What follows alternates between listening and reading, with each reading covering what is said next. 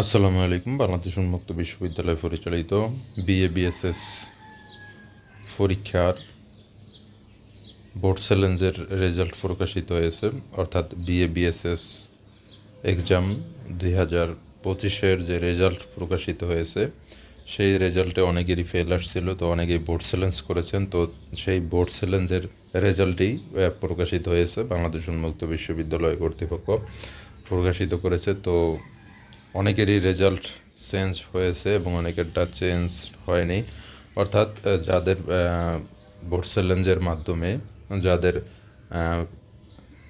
Fail করা যে সাবজেক্টটি, সেই সাবজেক্টটিতে পাস এসেছে, তাদের রেজাল্টের এখানে চেঞ্জ লেখা থাকবে এবং যাদেরটা পাস হয়নি তাদের লেখা থাকবে আনচেঞ্জড। তো কেউ যদি আপনার বোর্ড চ্যালেঞ্জের রেজাল্ট জানতে চান, তাহলে আপনার আইডি নাম্বার কমেন্টসে দিন।